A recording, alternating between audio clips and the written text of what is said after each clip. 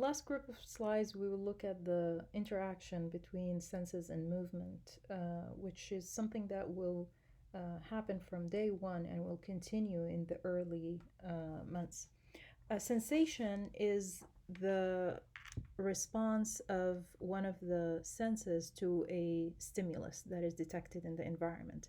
And at birth, every single sense works. The infant is actually born with some senses that are well developed in the womb. For example, the sense of hearing. We know that from research that towards the last trimester,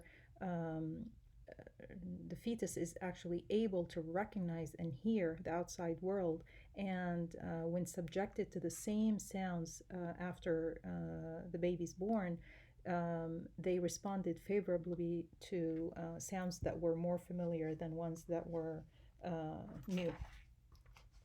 Another sense that is developed but not to the full extent is the sight of is the sense of seeing, and the reason this is the least developed, so hearing is the most developed, seeing is the least developed. It's functioning, and that's why when we look at an infant, they really try really hard to focus and pay attention, and we will see that this sense is going to improve dramatically through experience and maturation of the visual cortex. And the infant very soon will be able to, by about 6 weeks, when they look at a face, they're really focused on those two dark black spots inside the face, but soon enough they will start to recognize, and by 2 months they can actually not just stare at faces, but with perception and cognition they can actually smile, because that area in the brain, the fusiform, is well developed, and they can recognize familiar faces. One interesting phenomena is that in the womb, the eyes are not exercised, so there isn't much distance for the two eyes to work together to look at something, and therefore when the infant is born, they use their eyes separately. So it takes them time to develop what is called binocular vision, and this is why sometimes they might look cross-eyed, but in reality they're really trying to exercise those eyes and get both of them to work at the same time. This is something that they will achieve around 2 to 4 months, that this phenomena is supposed to disappear. The sense of taste and smell are there, they're developed. However, they're very attuned to the culture. So whatever the mom is going to introduce to the baby, whatever sense the baby is surrounded by, this is what they get used to and recognize. The sense of touch is very well developed as well at birth, and we talked about how kangaroo care has a major effect on calming the baby and nurturing the baby. That's because skin to skin interaction and touch is part of those functions that the brain craves. So the sense of touch is well developed, and very soon the child or the infant is going to become adapted to the certain touches that comfort them, that if you touch them or if you carry them in a different way, they can actually sense it. So you see parents sometimes know exactly how to rock a baby to sleep, because you have to hold the baby in a certain way, and that's because they've adapted their sense of touch to certain experiences. All right, another area of development that you really need to understand fully, because we will go through this throughout the semester and it will be part of your paper, is motor skills. Motor skills are defined as the ability to move certain parts of your body. So motor has to do with movement. So motor skills usually are an extension of those born reflexes that we talked about in chapter 4. The control over the body and the movement of the body follows two different routes. It goes from top to bottom, so it proceeds from the head down, and it proceeds from the core, from the inside to the extremities, to the outside, from the trunk to the outside of the body. You can see this when you look at an infant learning how to walk or stand. As you can see, the first movement that they're going to have is control over their neck and their head, lifting their head up. That's the first thing that a baby learns how to do. Then it learns how to turn. And as soon as it learns how to turn, then it's able to lay on its back or lay on its tummy. And once it starts to lay on its tummy, it gains that support of lifting their trunk up.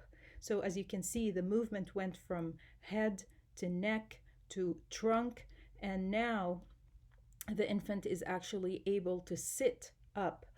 Sometimes at the beginning, they need support, like around 3 or 4 months. You would have to probably support them, prop them with pillows and stuff. But by 6 months, they're usually able to sit. And very soon enough, after that, they will start to take their first movement attempts to crawl. And between about 9 months and so, they might actually be able to stand unassisted, and they take their first step by the first year. So as you can see, the movement went from head to toes, or head down, and it also moves from the core to the extremities. Those arms were not going to be supporting that head, that trunk, until that strength developed. And as you can see, in the case of fine motor skills, which we will talk about in a minute, that baby needs to be able to actually sit up, lift their arm before they can actually use the fine extremities, the fingers, to pick up a Cheerio and actually feed themselves. Gross motor skills and fine motor skills are the two main categories of motor skills. Gross refers to large body movements. So when we look at a baby, when they are crawling, when they're walking, when they're jumping, when they're riding a bike, those are all gross motor skills. Fine motor skills refer to the fine muscles, the fine body movements that the baby or the child gains control over. And this is usually shown in their finger movements, but that doesn't mean that it's limited to that. It could also be in their ability to wink or whistle or smile. These are all also body movements, but small muscles that need to be moved. Either one, gross motor or fine motor, are going to get better or improve if we provide three factors. Muscle strength, so this is the nature part. You have to have the muscle strength. You cannot expect a 2 months old to walk. No matter how much you practice, it's not going to work, because it needs muscle and it needs the muscles to be developed and strong. What it also needs is brain maturation, because this movement is bound by signals from the brain. So you need brain signals, brain maturation, and control over the body, because the brain controls the muscles. And you need the muscles to be strong enough to support that weight.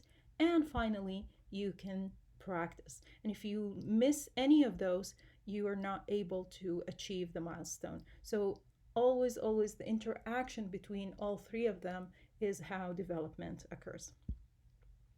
Now, how can we make sure that we are given an infant their full potential? We're going to start from, we said prenatal development is key. So I am making sure that I'm getting the nutrition that I need, that I'm staying away from teratogens, that I'm having a natural delivery. These are all precursors to healthy development. But now that the baby is born, the very first support that I can give or a push for healthy development is that nutrient that comes along with the birth, and that is colostrum.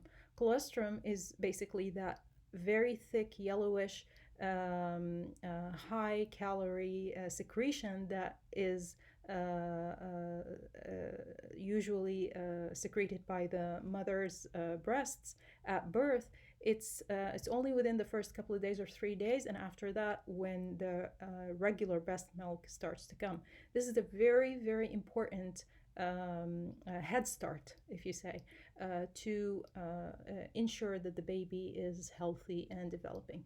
After that, continuing with breast milk, which is the most important support that a mother can give to her child. There are many benefits that science has proven on breastfeeding a baby, some of which are the fact that milk is sterile, so we have basically no worry about germs. We know that it is always the right temperature. It doesn't need to be warmed up in a microwave or in water. Rich in all the nutrients that are needed. It's customized to the size and the age and the development of the baby. Breastfed babies have scientifically shown to be gain later in life than just in the beginning. They are less prone to allergies and developing asthma and obesity and heart disease. And of course, breast milk changes its content as the baby's needs change. So all of those are in support of breastfeeding, whether it was directly from the breast or by a pump, as long as the baby is getting that benefit. Of course, breastfeeding has a lot of emotional ties to the mom and support that development of the brain and connection and bonding, but more so if we look at the actual milk, then we are giving actually a boost in nutrition and protection against disease from the early days. Another form of protection that we can give babies is immunization. And immunization is defined as the process that stimulates the body's immune system by causing production of antibodies. So that is one of the major developments of our current day life, the fact that we are able to curb and eliminate childhood diseases that at one point, for example, chickenpox cost us 100 people each year. So now we have those vaccinations that can eliminate that possibility and ensure that children can live and develop healthy. One of the common phrases that we heard a lot, especially around the COVID-19 epidemic, is the concept of herd immunity. And herd immunity is basically when we have, let's say, a group of, in a classroom, we have 20 children, and we have 19 of them took their vaccinations and only one child didn't. Herd immunity means that that child who didn't is not going to be infected because the herd has protected him from getting the infection. So infectious diseases spread slowly if most children are immunized. What's happening nowadays, unfortunately, because of that misconception about the connection between vaccination and autism, is that many parents opt to not immunize their children, which creates a potential for the loss of herd immunity. And instead of that classroom having 19 kids that are vaccinated and one who is protected by that herd immunity has gone down, and now we're seeing maybe a class of 10 kids who are vaccinated and 10 who are not, which means that those 10 who are not vaccinated are have a bigger potential to getting the disease and spreading it more. So very important to separate science from fiction, very important to get the facts, and that vaccinations save lives, and immunization has nothing to do with autism. The connection is a correlation, not a causation, and that this is something that helps children, not hurts them.